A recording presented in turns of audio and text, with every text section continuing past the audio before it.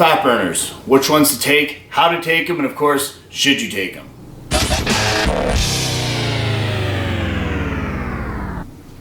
Everything I'm about to talk about in this video is legal here in Canada. If what I'm talking about is illegal in your country, don't use it. Don't listen to me. This is just an informational video.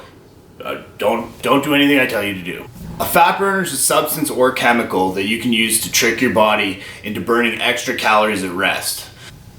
Before I even get into the video, I just wanted to say that fat burners are only effective for people with short-term weight loss goals. Like if you're prepping for a show, prepping for a photo shoot, prepping for a wedding, whatever the case may be.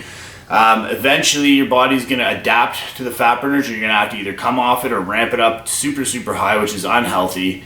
So if you want to keep it in a healthy range, you're going to have to come off them eventually and you'll gain the weight back.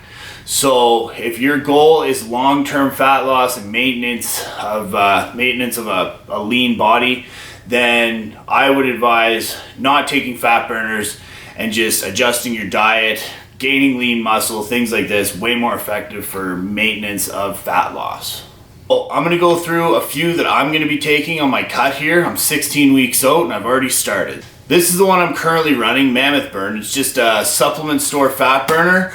Honestly, this works by increasing your stimulants so that you move more, fidget more, have more energy throughout the day, thus burning more calories. Honestly, I just take this so that I don't drink a whole bunch of Red Bulls or Monsters during the day. It's just a cheaper way for me to stimulate myself first thing in the morning. I take about a scoop of this first thing in the morning, and I probably will continue to do so up to and including the show. My next favorite fat burner that I always include in every cut, and I think it's the most effective, is albuterol. This comes in a pill form and a liquid form. I prefer the liquid form because it's easier to dose. I start at 25 micrograms and I ramp myself up from there. The thing about Clen is it's going to give you crazy cramps and you're going to be shaking and stuff like that right off the hop. And that's good, that's how you know it's working. But once that goes away, it doesn't necessarily mean that it's stopped working any less effectively. It just means your body's getting used to it. So instead of ramping up the dose to a crazy amount, just increase gradually. So I go from 25 units to maybe 35 units to 50 and then gradually increase. Now I wouldn't really go over anything more than 120 units a day, and I'm talking like a week out of competition, so I wouldn't take that dose for a very long time at all. The next one that I'm going to include is T3 Cytomel. Again, this comes in pill form and a liquid form. I start off with the liquid form because the pills are dosed really heavy. These are 50 milligram or 50 microgram capsules rather, and I only ever take maximum of 100 micrograms of this stuff. It's pretty dangerous, honestly, because you can really screw your thyroid up with it. It speeds your thyroid up to effectively make your metabolism just a little bit more effective at burning calories. The problem is when you come off this stuff, your metabolism is going to down-regulate, and all the calories that you burnt, like any other fat burner, are just going to come back on as fat. So I usually include T3 Cytomel about 6 weeks out of my comp. I start at a low dose, like 20 units a day, 20 micrograms a day, and then like you said, I'll ramp that up to a maximum of 100 micrograms a day, and that's it. Everyone always rants and raves about Ephedrine with the Eca Stack, which is ephedrine, caffeine, and Advil. It's a really good fat burner, but it works in the exact same way as Clen. So Clen and Ephedrine both raise your body temperature to trick your body into burning extra calories.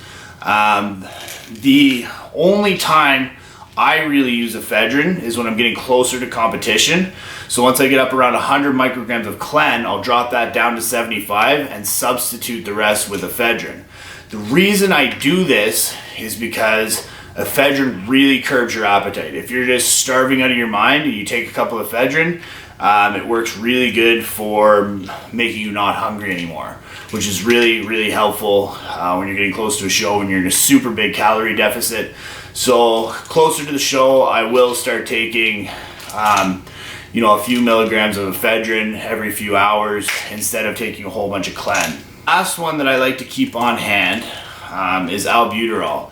Now albuterol is an asthma medication that it works similarly to ephedrine and similarly to clen in the sense that it makes your body temperature higher.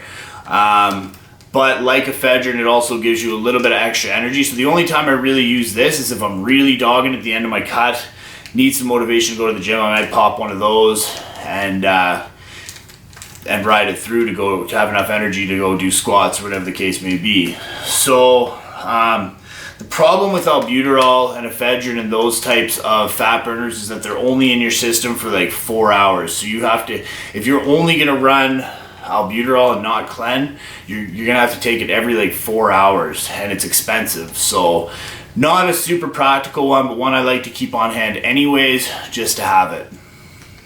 So I hope this video was helpful. I hope you guys learned something. As always, like and subscribe below. Thanks for watching.